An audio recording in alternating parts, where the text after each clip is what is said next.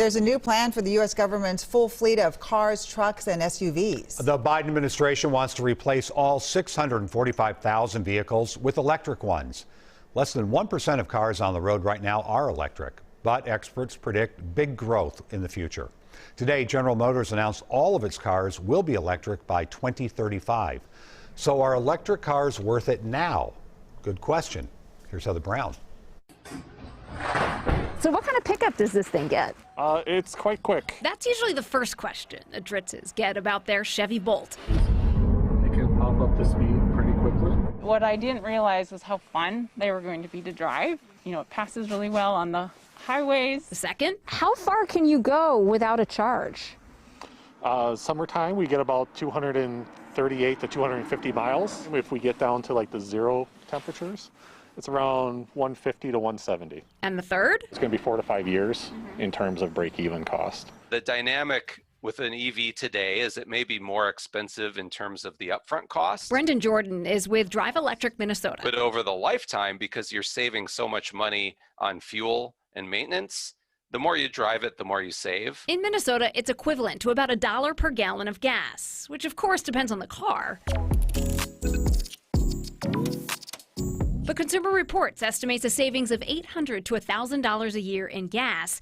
And because EVs are much simpler, $4,600 in savings in maintenance over the life of the car. So you never have to bring it in? Oh, no. Well, we'll put it this way. The first scheduled maintenance is technically at 150,000 miles for the cooling system. Is it really more environmentally friendly to have an EV?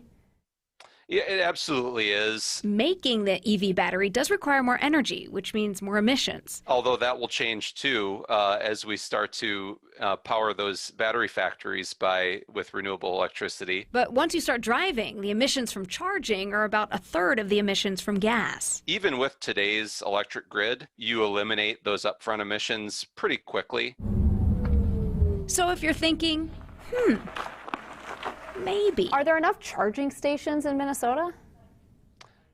There aren't. That is a huge issue, and we're making real progress. Or if you need a larger vehicle for a larger family and you need, if you're towing a boat, the options are still a little bit limited, but there are ones coming in the near future. We plan to have 30 electric vehicles out by 2025. Right now, there are about 15,000 full or hybrid electric cars in Minnesota. Most of them are Teslas, followed by Chevrolet and Nissan. Here's the biggest test. Would you buy another electric vehicle? Heather Brown, Yes, Absolutely. WCCO 4 News. The technology and infrastructure for electric vehicles in the U.S. is changing very quickly right now, making the cars much more accessible. Experts at Heather talked with hope that the government plan to go electric will make it move even faster. If you have a good question for Heather, email her by visiting WCCO.com/links.